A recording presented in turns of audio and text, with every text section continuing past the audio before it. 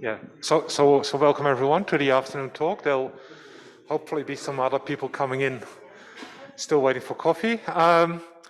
It's my pleasure to introduce Robert Weston, who will talk about Q operators for open quantum integrable systems.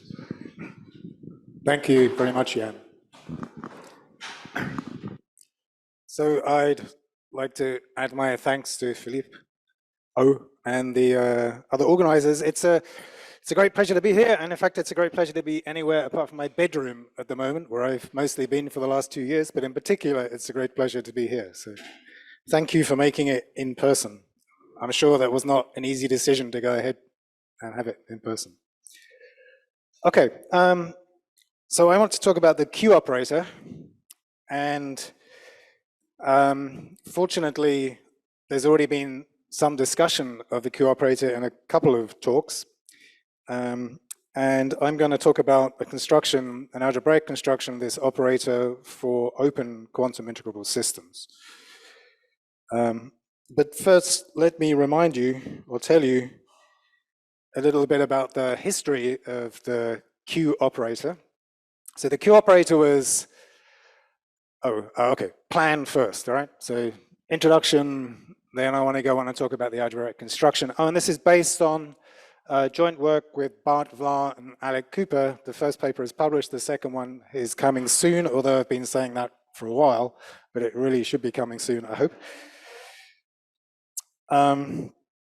Yeah, so background. So the Q operator was introduced by Baxter in 1972, and the problem that he was trying to solve was the 8-vertex model, and he was trying to write down eigenvalues and eigenvectors of the transfer matrix, which is always the prime problem in a quantum spin chain or a quantum integrable system in general.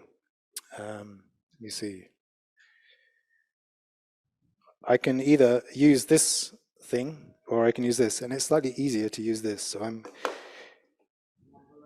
left-hand side, yes. Ooh. Oh, it actually does something to my machine. Yep, good. Yeah, so transfer matrix I'm going to indicate by T1 for reasons you'll see later on. And so why is the transfer matrix interesting for those who are not embedded in quantum integrable systems, as I realize not everybody here is? Well, the partition function of the underlying statistical mechanical model, at least in the case where you have periodic boundary conditions in one direction, can be given as a trace of this transfer matrix to the nth power. Okay? And the connection with the quantum spin chain. So this is a two-dimensional statistical mechanical model, and there's a one-dimensional quantum mechanical system, which is, it should say xz, because that's the model I'm interested in here. So the quantum Hamiltonian for a one-dimensional system is given as the logarithmic derivative of the transfer matrix evaluated at this point z1. So everything I say here is 6-vertex model or xxz at generic Q, for those who know. But the Q operator was introduced for the 8-vertex model, and the problem with the 8-vertex model was there was no beta ansatz for the eigenvectors originally in 1972, and this is because the lack of conservation of spin in the R matrix. And so Baxter, out of thin air, produced this alternative way of obtaining beta equations. So Baxter's trick was to get a beta ansatz, sorry, a beta equations with no beta ansatz. So the beta equations being the equations for the eigenvalues of the transfer matrix, without having an ansatz for the eigenvectors themselves. And almost immediately that he did that, he then invented another technique that actually produced eigenvectors of the 8-vertex transfer matrix, and that was the Vertex Irf Correspondence that we've heard a bit about before. So he introduced it and then almost immediately made it redundant, and it actually wasn't really talked about in the literature for almost 15 years or something, and it was partly because it had been made redundant. But as we've seen, it's reappeared in the literature, and it actually reappeared originally in the conformal field theory context with the work of Bajanov, Lukyanov, and Zamolodchikov. And then it's saturated, lots of other areas. We heard about it this morning in the separation of variables. It's also come into the connection with gauge theories. So it comes up a lot, and it's also just been studied by combinatorialists in a slightly different context. So what is it? So this is my lightning summary of what the Q operator is. And as I said, I'm dealing with the XXZ/SL2 case only in this case.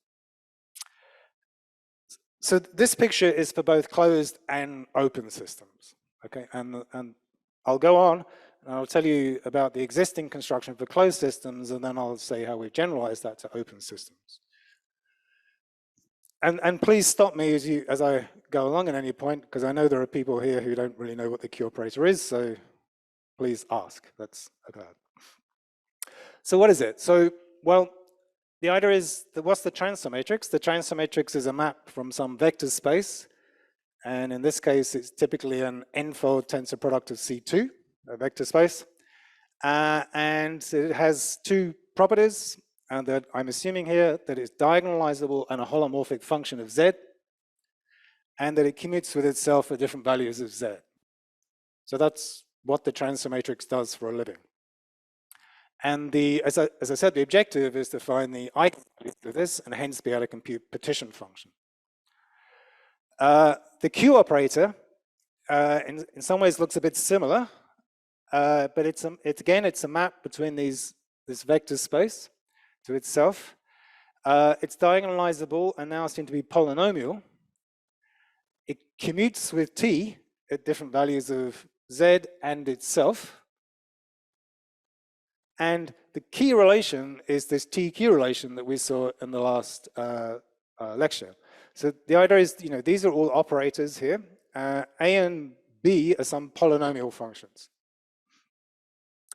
And this is really the key equation and why it was introduced. So the idea is the compatibility between the holomorphicity of T and the fact that Q is polynomial gives us the beta equations. So how that works is the following. So suppose I simultaneously diagonalize these and I get eigenvalues little q of big Q, and I could get eigenvalues little t of big T. Then I'm going to write this in terms of its roots. So I can characterize this in terms of its roots, its polynomial. And so because this is holomorphic, then if there's a whenever Z is Zj, then the only way that this can be true is if the right-hand side is 0. Okay, because the left-hand side is a 0, T doesn't have any poles to cancel those, and so the right-hand side has to be 0 at these poles as well. So then that gives these equations, and those are the beta equations, right? And they can also be obtained for the periodic XXZ model, for example, by algebraic beta ansatz, but they couldn't be obtained by this direct route for the 8-vertex model. I mean, the algebraic beta ansatz directly, except by mapping it first to IRF models. Anyway, so it seems miraculous, but by complicating the problem and introducing this extra operator, we managed to get equations for the roots of Q, and hence the eigenvalues of T, just by plugging it into this equation. So this equation tells us what T is in terms of these roots. So that's the beta equations in one slide in this particular SL2 context. And Baxter, introduced this and said, suppose such an operator exists, and then he constructed it. But he constructed it in a, brilliant but ad hoc way. So the objective was to construct this in an algebraic way within the language of the quantum inverse scattering method or quantum groups, because by doing that, one can generalize immediately. So that was the kind of next step. So this took a long time coming, the quantum inverse scattering picture of Q. And the idea, I wasn't in St. Petersburg in the 80s, maybe some of you were, and you can tell me, but it seems to be Sklianin's idea that this Q can be constructed as the trace of a monodromy matrix, which I'll explain later, over an infinite dimensional auxiliary space. So this is just an introduction. I'm going to define these things later on. So this was certainly in the air. It was alluded to in various places, in publications and talks. There was no explicit paper that did this that I know of. If you know of such a paper, let me share it with you. But the place it really came up explicitly was actually in the context of conformal field theory. So in this case, your vertical quantum space in this problem is a Vertex module. Okay, and this was produced by Buzhanov and Lukian from Zalmochikov in '96 and a series of papers that followed that. And then this was immediately, almost immediately, then put into the spin chain context where it's actually simpler because the representation theory is kind of simpler by Antonov and Fagin in '97, and then various other people afterwards. So I'm going to kind of tell you about this Antonov-Fagin approach and then generalize it to open chains. Okay. Anybody got any questions?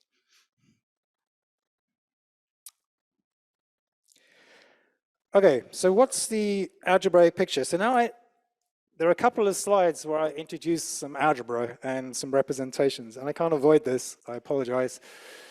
But that's the essence of this approach. So the underlying algebra from the 6-vertex/XXZ model, which is the thing I'm interested in, is UQSL2 hat, and I'm not going to write down the algebra, but it's given in terms of a bunch of generators.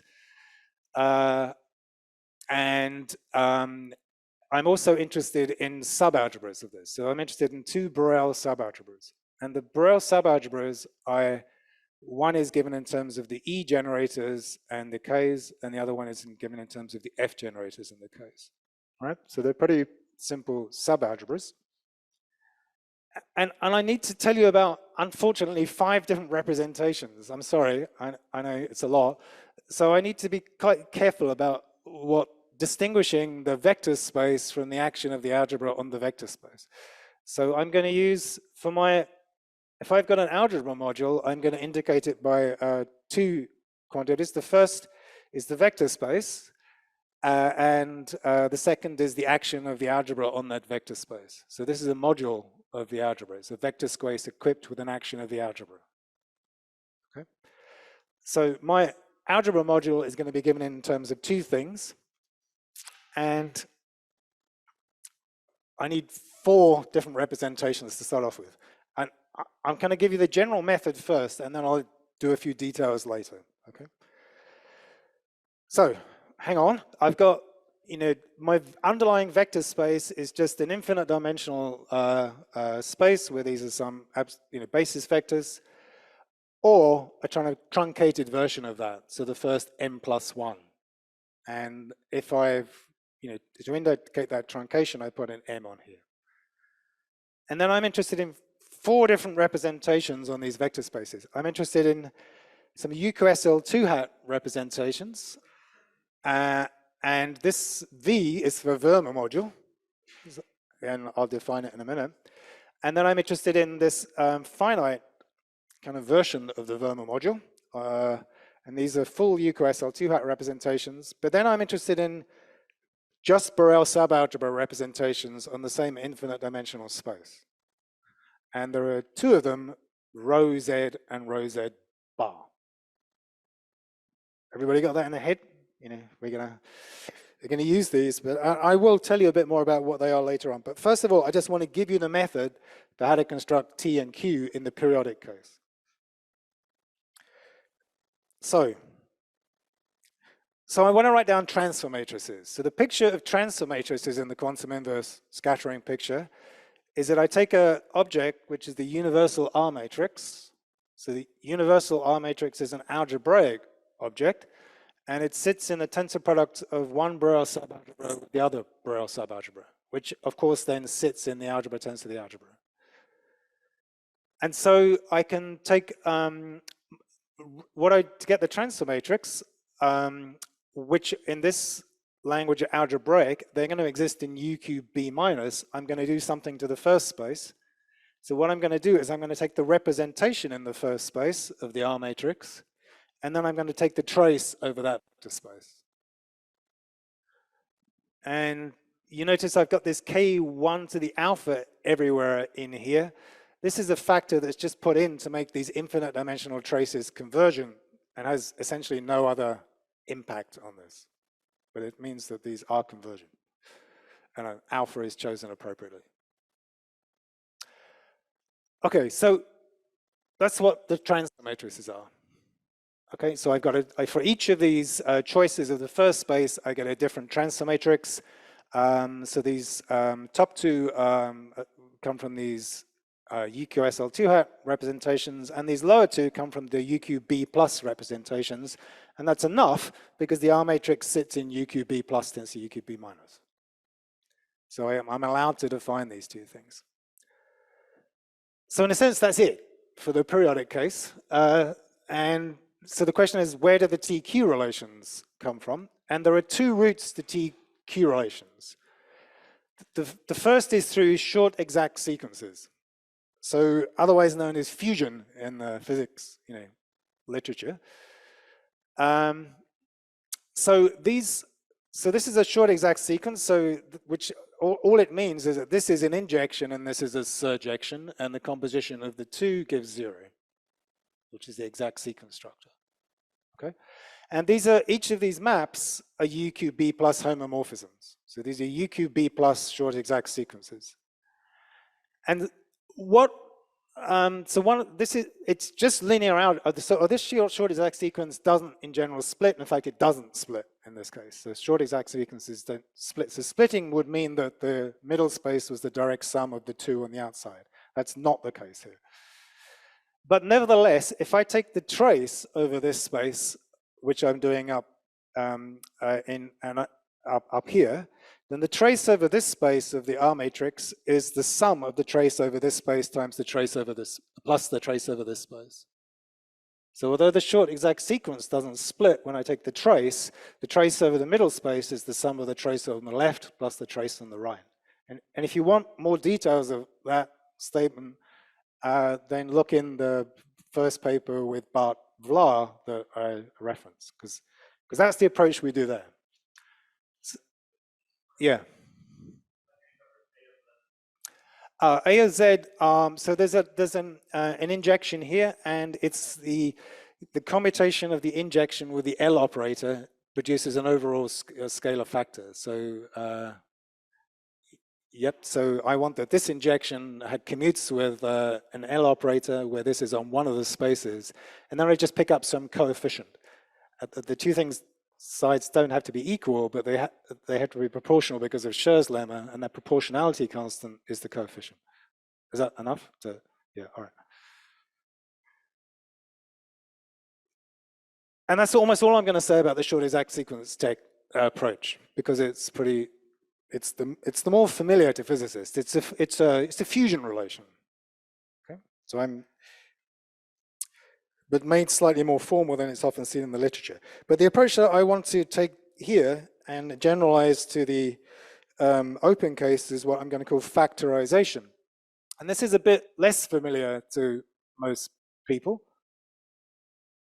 but I'm just going to tell you roughly how it works and then fill in the details later on. So the idea is that we consider the trace over the tensor product of these two UQB plus representations. Remember, rho and rho bar were my two UQB plus representations.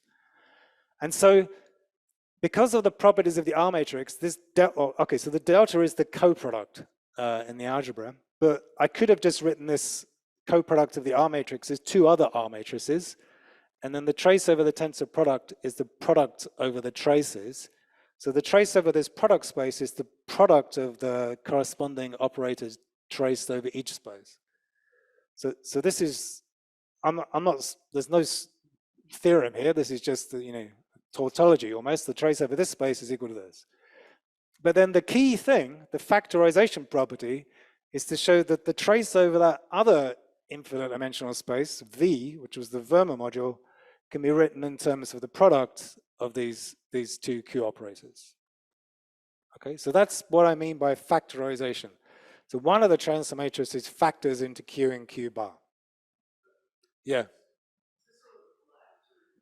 This is lattice, entirely lattice.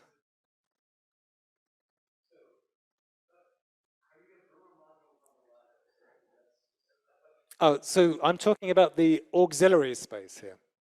So the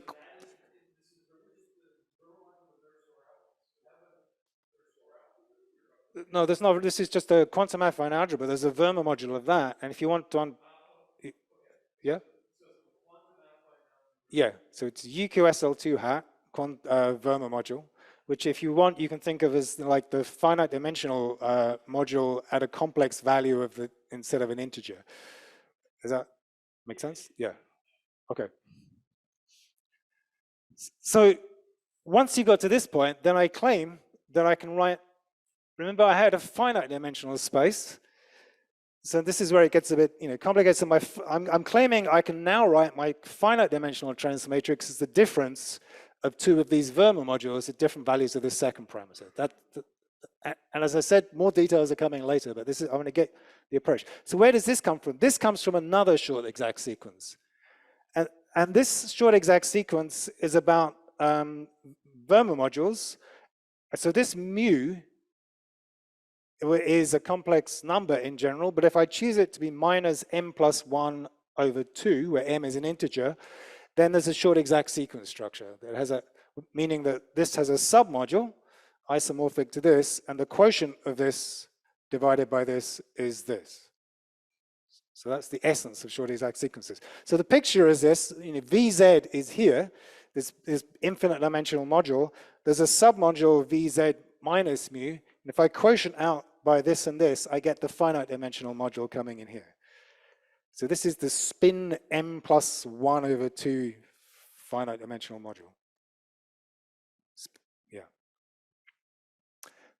So again, so now I can take the trace over this space, and remember it's the same trick, and this is the trace over this space plus the trace over this space, which just gives this.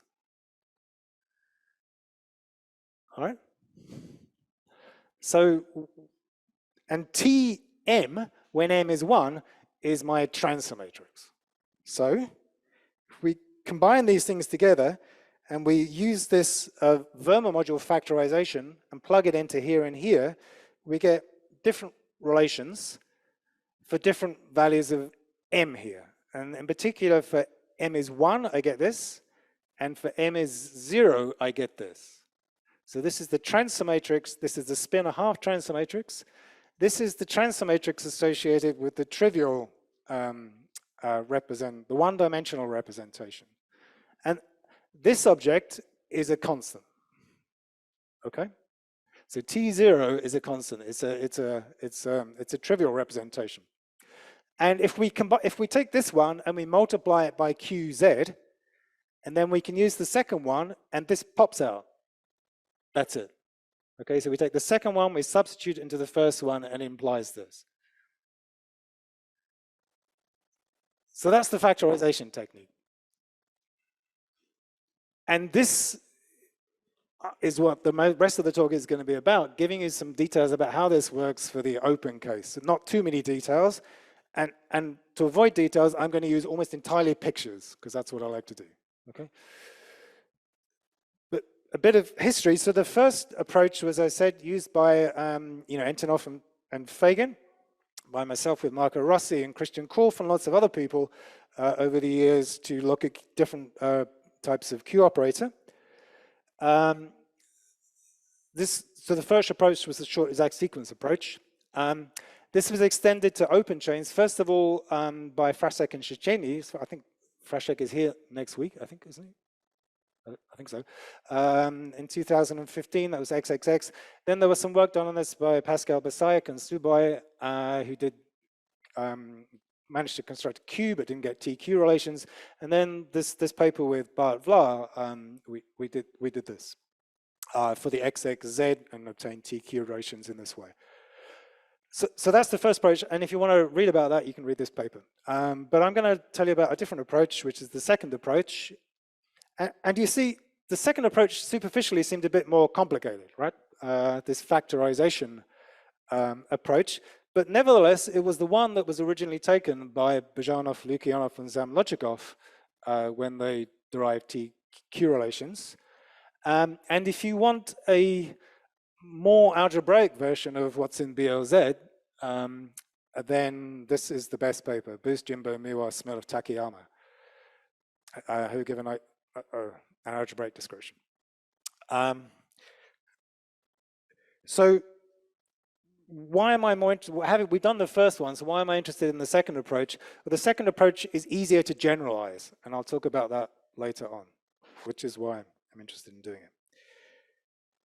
This relates to another story. There's a whole series of papers of factorization of R matrices that come from Derkachov and collaborators from about 2005 on. And in turn, these were kind of inspired by work on Bajanov and Stroganov on the Karl-Potts model, where they constructed the Karl-Potts weights, well, rather they took an L operator for the XXZ at roots of unity and factorized it in terms of Karl-Potts weights. So this is another manifestation of this story. Okay. Yeah, so, and also this approach was used in there's a paper from 2010, it's called something like a shortcut to the Q operator by Bajanov, Lukyanov, Meneghelli, and Staudiker. And there's also work by Miao, Jules Lammers, and Vincent Pasquier very recently. So this work has continued in the closed case on these using this factorization property. And most of these papers, what they do is they take L operators and then they manage to factorize them somehow. So they take an L operator for the Verma module, if you know what an L operator is, and they factorize it. The kind of algebraic reason for that was most nicely described by Hiroshkin Suboy in 2014 in the XXZ contents. So what I'm doing is what we're doing is we're taking this approach and we're developing it a bit and extending it to open chains. So we take this just very simple algebraic approach, simple from my point of view. Anyway. So I'm going to pause there because now I'm going to introduce some more complicated representation theory. So, well, not more complicated, but a few more details. But are there any questions before I hit you with the details? No? Okay, so okay, I apologize for this, but I just want to tell you what they are because they're not complicated, these representations. So there were 4 representations, remember, that I was interested in. The Verma module, the 2 UQB+1s, and the finite dimensional one. And they're all given in terms of Q oscillator algebras. And this goes back to the early papers on Q constructions. So what's a Q oscillator algebra? So I have some oscillators, and instead of obeying simple oscillator algebra, they've got Qs sitting in now. So I've got AA dagger is this, and A dagger A is this, and AA dagger is this. And as for normal oscillator algebras, they commute with some D, where D is the kind of grading, and so A pushes you down, and A dagger pushes you up 1 in the grading, which are these relations. And then I introduce another one, and to get the other one, I just send Q to Q inverse everywhere. Right? So these are the relations between the two. And rather than giving the action explicitly on this space, it's useful to give it in terms of the Q oscillator algebras. But I can just identify the 2 things. So all my representations I will write down in terms of these Q oscillator algebras. But these have a faithful representation on here. So the 2 things are essentially the same. So I can identify it with the Q oscillator algebra or the endomorphisms of W. Right. So, and what do? They're step operators. They push you down or they push you up, and you've got some coefficients coming in here. Q-related coefficients. Okay, so these are really like just oscillators in the Heisenberg model chain. Heisenberg algebra. Right, and D just measures how high you are in here. So D just acts on here and gives J. Right, so what are these representations? They're simple, and this is the last representation theory I'm going to do. So these UQB plus representations, you've got, remember I had E0 and E1. All they do is they go up and they go down in terms of these Q oscillator algebras. And they also, so what's lambda? Lambda is Q minus Q inverse. Q is this generic parameter in the XXZ model. And then I have these Z parameter, complex numbers that come in here as well. So it depends upon a complex number Z, right? And K1 is some sort of weight, it's Q to the minus 2D. Rho Z bar looks very similar, but it's given in terms of Q going to Q inverse and A going to A bar. I add the slight change here. All right, so those are UQB plus modules, but one of the facts about these is you can't lift these to full representations of the algebra, okay? So now I've got another module, the Verma module, and this one, you know, they look quite similar to these, except this is different, but these can be lifted to representations of the full algebra, and here's the representation of the full algebra. So these are kind of special representations that you can't lift to the full algebra, and there really are only two of them. These have been classified quite a long time ago, these types of representations. So there are two special representations of UQB plus that can't be lifted to the Verma module, I mean the full algebra, and then there's the Verma module. And the Verma module depends upon this Z-like parameter, just like here, with the F's having Z inverses, and it also depends upon this complex number mu. All right? Oh yeah, and if I choose mu to be minus m plus 1 over 2, and I restrict to the first m vectors in m plus 1 vectors in here, I get this finite dimensional representation. So this is also given in terms of Q oscillators too.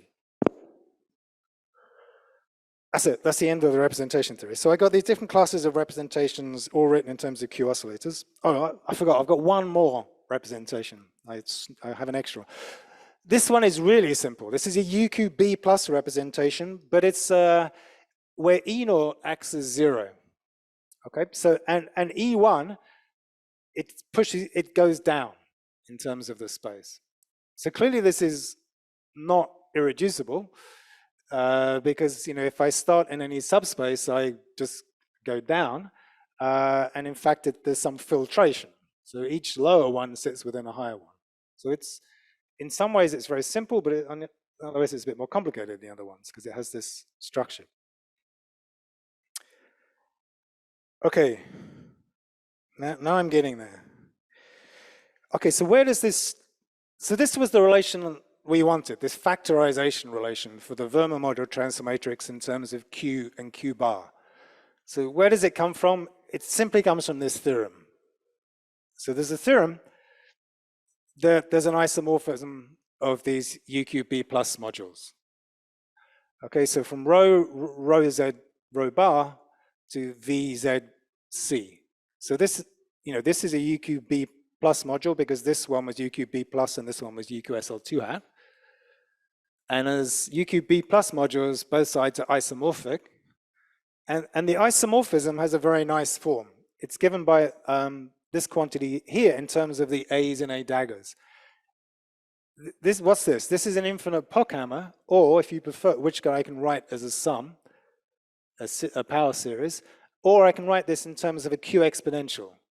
So, these two things are just equal. But the nice property of this is, you know, this looks like a horrible thing. I have this power series coming in here, but on any, but this is beautifully convergent because if I act on any vector with this, I just get a finite number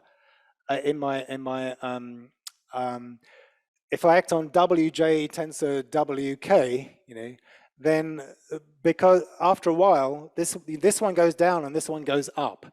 So only a finite number of these terms ever contribute to the action on any particular basis vector. So this is a nicely well-defined convergent object. And these, you know, these have been well studied in Q calculus, so these Q exponentials, and we use some of the properties in the theorems that we look at. So it's a relatively simple isomorphism between these two. Well, admittedly, I've got two infinite dimensional spaces, and so I take the tensor product, but nevertheless, there's an isomorphism. And the proof where you just check, you know, you've got an invertible operator that commutes with the action of the algebra, so it's an isomorphism. So it's not particularly complicated. But this is the key result from which all this factorization comes from. Okay. So now I'm going to go to pictures, just because we're getting far too many representations coming up, so I want to keep track of all these. So, representations I indicate by lines with arrows on. And because I've got 5 representations, I need 5 different types of line, and here they are. These are my my UQB plus representations, my Verma module, my other weird only downward going UQB plus module, and this is my finite dimensional representation, or in this case, 2-dimensional representation. It's been a half. And then I want to indicate my O, my isomorphism, just by a blob. So that's my indication of the isomorphism that maps me from the tensor product here to the tensor product here. Okay, so then transfer matrices were given in terms of objects like this. So this I'm going to call an L operator. So what an L operator, I take my universal R matrix, and in the first place I have a UQB plus representation, and in the second place a UQB minus one. And so I can do this for any of the above representations, and I can write down these different L operators. Okay, so for example, and these will live in either the Q oscillator algebra or one of the other Q oscillator algebras tensor this space, because this pi z mapped from the algebra to end CT. So for example, if I choose the first space to be the UQB plus representation and the second one to be this 2-dimensional representation, then I can represent this as a 2x2 matrix in terms of Q oscillators. Okay, so it's a 2x2 matrix with respect to this second space, and this is what it is. It's a pretty simple object. It's got D's here, and then it's got A's and A daggers on the off diagonal. But then pictorially, what this is this. So this is the first space. So my R matrix, is always given by a cross, and by coloring these lines, I identify them with these representations here. Okay, so this is the picture of this L operator. And I can do that for any of the first spaces. Right? So then what about transfer matrices? Well, the algebraic picture of the transfer matrix is, well, I choose the first space to be one of these UQB pluses, and then I choose the second space. Well, in the spin chain case, what I'm interested in is this is a tensor product of 2-dimensional representations. So I take this object, and I need the coproduct acting on this R matrix to make sure it's the correct type of R matrix, and then I take the representation in the second space. So this is a slightly complicated object, and then I take the trace over W, which is called the auxiliary space. But the picture of this is I take a product of these L operators, and this K is this factor here, I indicate by this, and then taking the trace corresponds to joining up the left and the right in this language. So that's the picture of a transfer matrix, right? And I can do this for any of the spaces of the first spaces. So for the blue space here was my row Z in the above picture, but I can choose this horizontal space, this space, to be any of the 4 spaces that I get. And then I get the Q's, the Q bars, the TV, or this TC thing corresponding to this here. So I get 4 different transfer matrices. Proposition. So now I've shifted almost entirely to pictures. So now what have I got? I've got my O that maps between these 2 different types of infinite dimension representation, and then I've got a product of 2 L's. Remember, an L was 2 lines intersecting. And so this picture is equivalent to this expression, where LC is now I've forgotten what my lines correspond to. The green line was the C. So this green line, where this is this simple UQB plus representation, is triangular in this particular case. So it's a very simple object. And this, I claim, is Derkachev's factorization formula for R matrices, or L operators. So what Derkachev found was that the R matrix associated with the Verma module or could be written in terms of a product of two other R matrices. This is this statement, the algebraic statement of that. And it's a simple theorem to prove, right? Because these O's are given in terms of Q exponentials, and you just do some basic properties of commutating Q exponentials with A's and A daggers, and it gives this.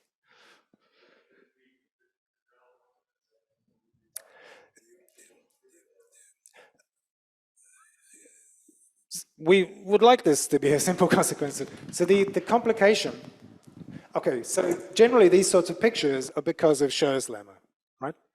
So Schur's lemma tells me that algebra maps between irreducible representations are unique up to a scalar. This is not irreducible. That's the issue.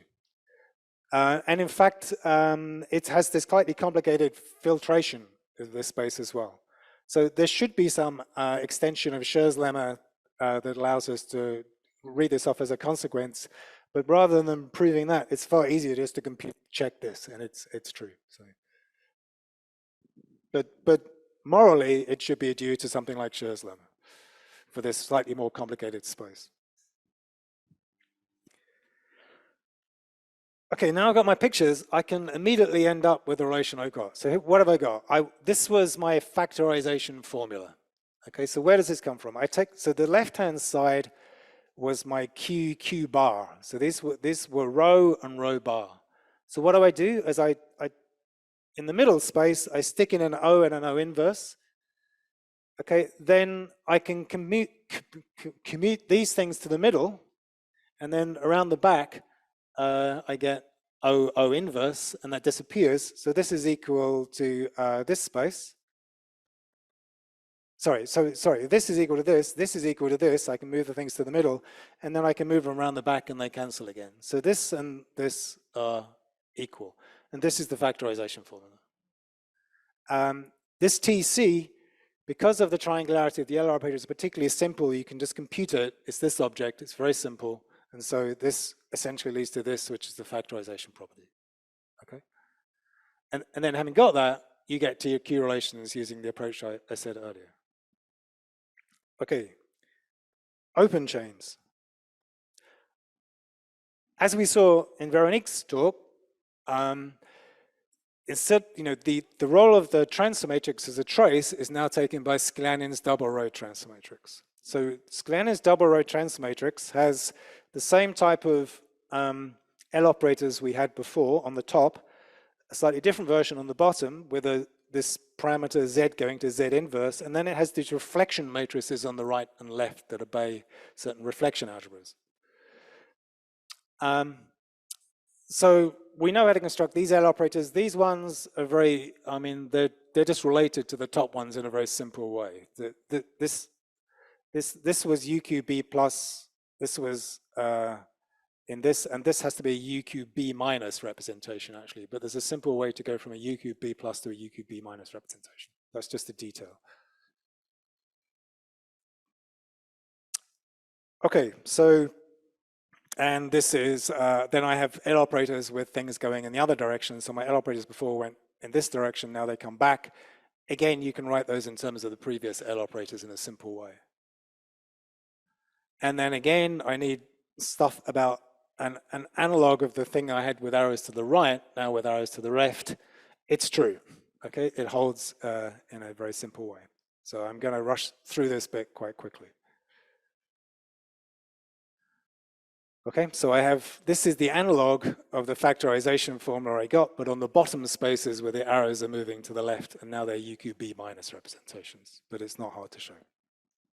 So why do I, so K matrices, what are K matrices? So K matrices are the reflection matrices that are on the end of this double row transfer matrix.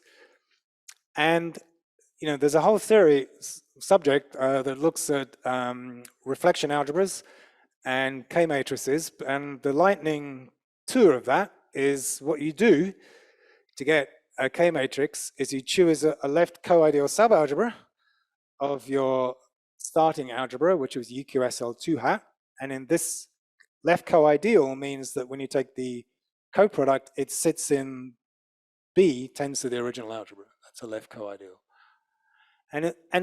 But this algebra is just given in terms of the generators of the full algebra by some linear combinations. Okay, so this is a subalgebra that satisfies this property. Okay, and then K matrices are given by requiring, well, the K matrix is associated with this two-dimensional space.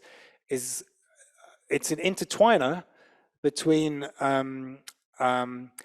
co-ideal representations with a Z parameter and a Z inverse parameter. So explicitly, it's of this type. Okay, so I know I choose an element of my co-ideal subalgebra. I look for an intertwiner KZ, well, just the homomorphism KZ, and because of Schur's lemma, this turns out to be unique up to a multiplicative constant, and this gives this K matrix.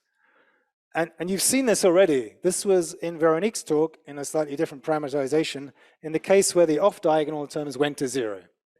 So I'm only looking at diagonal K matrices, unfortunately, as yet. Okay.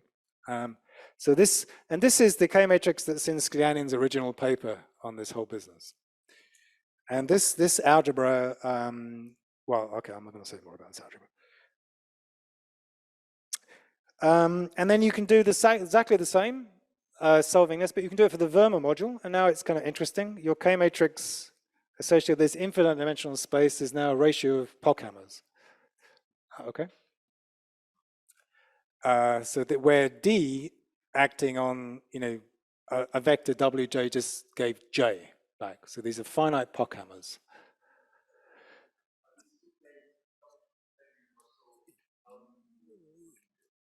Well, the semi-universal K matrix they should be coming from. Yeah, there would be different representations of a universal K matrix. Yeah. So that was good, and we could do that because these two representations were both full algebra representations, so they were also co-ideal representations. So we could get the K matrix in this way. A slight, fly in the ointment is these other representations that I want to write down K matrices for. They're not UQSL2 representations. They're Borel subalgebra representations that can't be lifted. So we can't use this, but nevertheless, we can just solve the reflection equation, which is the other approach to getting K matrices that's in Cherednik. Okay, so all these objects here are L operators we know about. We know that this black one was the finite dimensional representation, the two-dimensional representation. So we can solve this, and we can get these K matrices for these infinite dimensional spaces. Right? So they satisfy the reflection equation of Cherednik. And again, they're not particularly complicated. You can do this, and in the diagonal case, in the non-diagonal case, it's a different story, okay, which we haven't resolved yet. Okay, so where does this come from? So now I want to get this factorization formula again. And remember, the diagrammatics in the closed case was this. So I take rho bar, I stick these O's and O inverses in, I move it like this, and then I take it around the world, and I get this coming out. So I want to do that for open chains. Okay, so back to the Q operator now. So the Q operator pictorially was the trace over row of this Sklianin double row transfer matrix, which, as we saw in Veronique's talk, I can just write out explicitly in terms of all the components of this in this way. So this is Q, and what I want to do is I want to start off with Q, Z, and Q bar, which is a product. Okay, so these rows correspond to my quantum space, a tensor product, and in here there should be black lines everywhere here, but for simplicity I've missed them out. It doesn't change anything in the argument because I have Yang-Baxter and I can move these around. So I've just left these out for simplicity. So what I want is to move these two things together and then do something about this and do something about these parallel lines. Okay, so I want this to be true, and this, for those who know, is the first step in Sklianin's proof of the commutativity of T and Q, for example. for two transfer matrices of the open chain. Okay, so if we want to prove commutativity of these, we move this one up to here, then we need to move it, keep going, and move it all the way through. And that's the proof of the commutativity of transfer matrices that I can tell you about later on if you want. So this is the first step in that. So there's nothing new here. But I should tell you what this blob is, okay? Because I've sneaked a blob in here. So there are two complications about doing this. The first is, these are infinite dimensional spaces. So these are infinite by infinite R matrices, which sounds scary, right? And in particular, this R matrix here has a blue line here and a dotted line here. So this was an infinite U cube B plus and an infinite U cube B minus. So it's in the right space. And it can be written as some representation of the universal R matrix. And you might think this is horrific.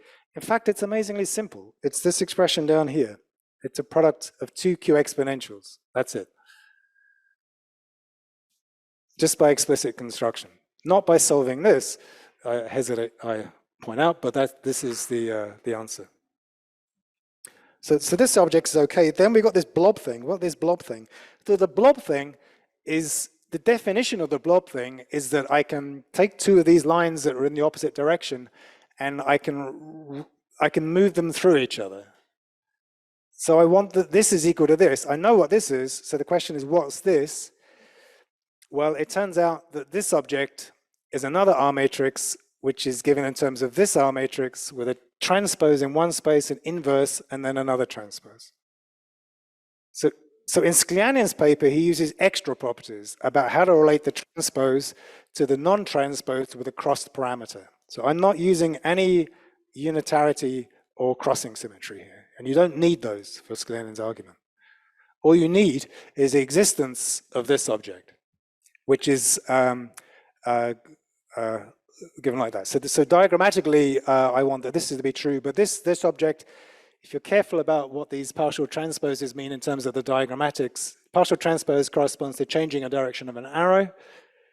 One arrow in one space, so you need this. If you want this is a nice argument. And the first place that I know of this in the literature was in Bart Blah in 2015. So he went through and he redid Sklianin's argument without crossing any unitarity symmetry and introducing this object. So this looks a little hairy because it's an infinite dimensional matrix, taking a partial trace, and you clearly got to be careful you're doing something sensible, and we are, okay? So that's under control. So then the remaining argument is simply this. So you see, this is what I want to end up with. So what are the intermediate steps? And the intermediate step is I move this through to here, and then I do this business with my O operators, O inverse, to change it over. And then, forget about these bits for the minute. Then I can do the other opposite, and I can write this as this. But then in order that this and this are equal, the simplest way is to split that up into something on the right and something on the left. So the something on the right is I can take this and I can move it up to here. And the something on the left is I can take this and I can move it up to here. So if these two are both true, then this follows. Okay, so, and that is essentially, I'm done once I'm at this point. This is the factorization property I was trying to show. So let's pick apart these bits that we don't know about yet. So the two requirements I've got are these relations. So something on the right, so I call this boundary factorization. So all you're doing is you're taking one of these blobs and you're moving it through the boundary in the natural way. So diagrammatically, this is a very obvious thing to do. And the corresponding relation is this. So this is just reading off what this picture is in terms of operators. So this is the analog of Dirk-Jost factorization formula, but for K matrices. So it tells me the K matrix or a Verma order is related to the product of these, but now it's a bit more complicated because I've got these R matrices, which are infinite dimensional objects coming in, but not that much more complicated. They're given in terms of Q exponentials. And then, trust me, if you connect the thing on the left to the thing on the right by a transformation, you can show the bottom one follows from the one on the top as well. So it's the kind of usual story, you can get left relations from right relations. So these are true, okay? And these are, we construct, and they come out to be the same. So hence we get this, the Verma module factorizes into Q operators. Now we've got this trace over this weird space that is filtered. Again, that's really simple because of the triangularity of the L operators. Comes out to be this. And now we've got down to this. And then this is just the argument I gave before. So we use this simple short exact sequence, and then these two relations follow, and hence this is true. So I'm almost done. Oh, and these relations, these TQ relations, just reproduce the algebraic beta ansatz for open chains at Sinsky-Lenin. So they're precisely the same. Okay. So I'm coming to the end. So Paul asked, is there an algebraic interpretation of this other relation? And, so generally in quantum integrable systems, whenever you see two maps being equal, you want to understand it in terms of Schur's lemma. So Schur's lemma tells you if you've got algebra maps between irreducible representations, they're unique up to a multiplicative scalar. So we'd like to understand relations like this in terms of the algebra. Unfortunately, we can't do this, or fortunately, I don't know, but we can't. And the complication is what representations we got, because there's some complicated stuff going on here, because these are UQB plus representations at the top. These are UQB minus representations at the bottom. And these are Borel subalgebra co-ideal subalgebra representations in the middle. So this isn't a homomorphism of either the full algebra, the Borel subalgebra, or the co-ideal subalgebra. So we can't interpret this at the moment in terms of an algebra homomorphism. So at the moment, this is purely a linear algebra relation. We don't have any real reason to expect it to be true, but it is, fortunately. Okay, and it's a highly non-trivial relation. There should be some reason why it's there, and I'll come on to that at the end. Incidentally, in the short exact sequence approach, there's a very similar relation that comes in, and now this is about fusion. So this is about the one Borel subalgebra representation being isomorphic to another one tensor with a finite dimension. Oh, sorry. There's a short exact sequence. There's a map from this representation into this tensor product. And the analog of this you need for the short exact sequence thing is you can move one of these embeddings through the boundary. And again, we have no good reason why this should be true, because this is a UQB plus intertwiner, this is a homomorphism, this is a UQB minus homomorphism, and this is a co-ideal subalgebra homomorphism. So again, it's slightly mysterious why these relations hold, but they do. So as I said, one of the advantages of this factorization approach is it's potentially more generalizable. And the reason, so here I gave you these very explicit Q oscillator representations. Those don't exist beyond SLN in a simple form. But what Hernandez and Jimbo did back in 2011 with this sort of thing in mind was they managed to write down an analog of these representations for any untwisted Lie algebra, affine Lie algebra. And these are variously called pre-fundamental representations, asymptotic representations, fundamental representations. This was all formalized a bit more in the language of Frenkel-Hernandez. And they used this in the closed case to prove an outstanding conjecture by Frenkel and Reshetkin about how to write down analogs of TQ relations for general untwisted algebras. Okay. So of course, our hope is we can do this sort of thing in the open case. Yeah, I mean, so this paper is interesting. So these two Q relations appear as statements about within a Grothendieck ring of UQB plus representations, which they call category O representations. So there's statements in this categorical language. And then to get to the transfer matrix manifestation of this, they use something called the Q character that maps you from this Grothendieck ring essentially down to these transfer matrices. So, you know, there's a lot of interesting mathematical structure. These Q characters have appeared in many different places. And so, you know, ultimately what we're looking at, trying to get is open Q characters, analog of this statement. Anyway, that's ambitious, but that's kind of why we're interested in this approach. And finally, to Veronique's question, she asked me this a long time ago and asked me immediately that she saw me again this time, have you done the non-diagonal case yet? And I'm afraid no is the answer.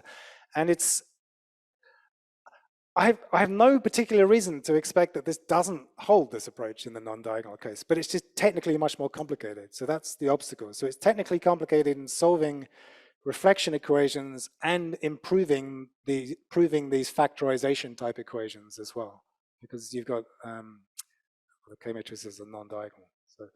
So I hope it works, but I'll let you know when I have the answer. Thank you.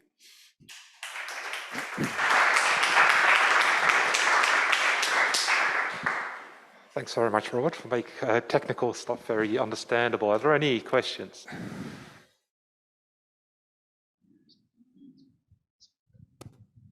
Yeah, just a comment, but I guess this is probably the same as what you're writing on this slide, because in principle you can think of these Q oscillator representations and some kind of limit of the Fermat module representations. So yeah, that's the asymptotic aspect here. So wouldn't that be a solution to all your problems, like solving the reflection equation and so on? Can you all do it first for generic Fermat modules, replacing everywhere in your construction the oscillator representations with Fermat modules and then taking the limit? It's more complicated than that. So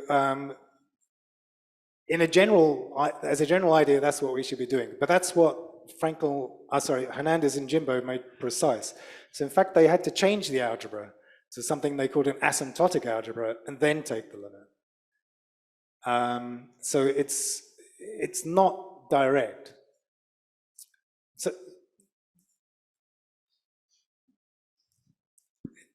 So actually, what we hope is, so if I go back to here, so these sort of statements, so the trouble is the Borel subalgebra is, representations can't be lifted to the full algebra. But the hope is that they can be lifted to this asymptotic algebra, and then we can go down. Okay, so that's. So we want to interpret these entire things as asymptotic algebra homomorphisms. So, yeah. Any?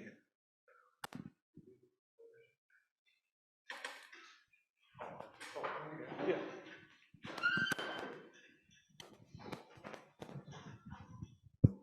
Sorry, very naive question. All this machinery that you introduced, does it help you sort of recompute things like correlation functions which are known earlier in an easier way? Well, this doesn't directly help with correlation functions. I mean, so the TQ relations give you eigenvalues of the transfer matrix. They don't immediately give you eigenvectors up to what Veronique mentioned this morning about separation of variables, but the initial hope is to get eigenvalues or the relations, the beta ansatz relations for large classes of systems with different types of open boundary condition, and that's still not a problem that's been solved in general.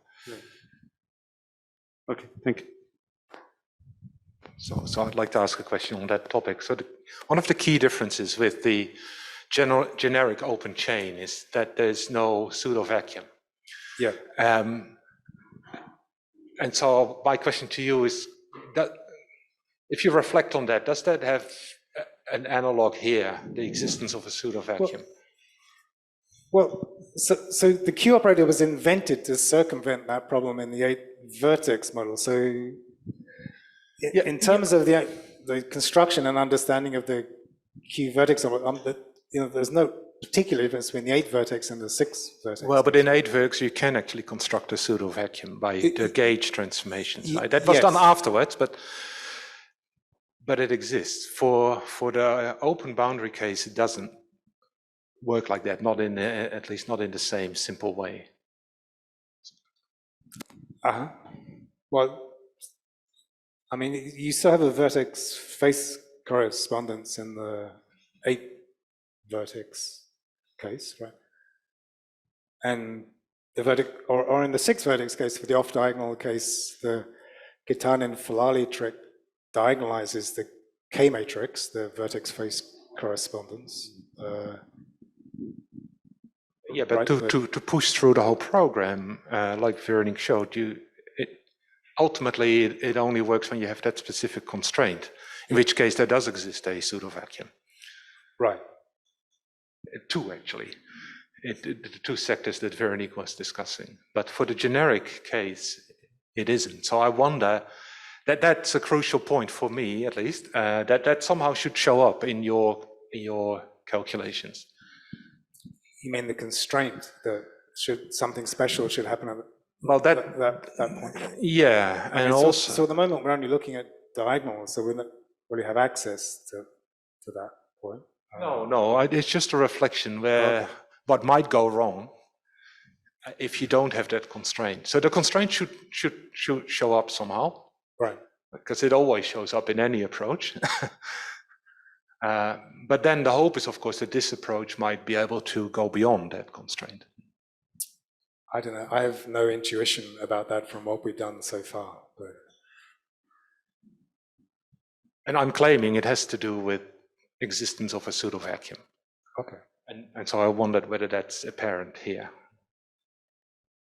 Yeah, I mean, so as I said, we've just looked at this one very special diagonal case, so it's hard to get intuition, I think, about how things would go wrong in more general cases.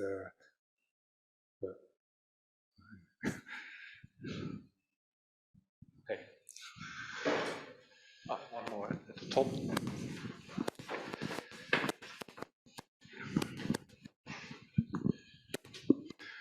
Maybe one more question about the more general case. So, in this more general case, some approaches propose an inhomogeneous TQ equation. Within your approach, would you expect also to get some inhomogeneous term, or maybe would you rather expect that there should arise just a homogeneous TQ equation for the price of different analytic property of Q operators, like non-polynomial or something like this? So again, I don't have any real insight, but I would suspect that the second statement would hold. I mean, so what the key relation we need is this relation to be true. If this relation is true, then everything goes through in a similar way. So naively, this doesn't look like a very complicated thing to check. You need to write down your K matrices, and it's the same O operator. That shouldn't have any be different. The R matrices are all the same. The only thing that's different in this are the K matrices. So if this relation is true, then we get the same type of TQ relations. If this is not true, then we may well get something very different, but I don't quite know what that would be or how to derive it if that's the case.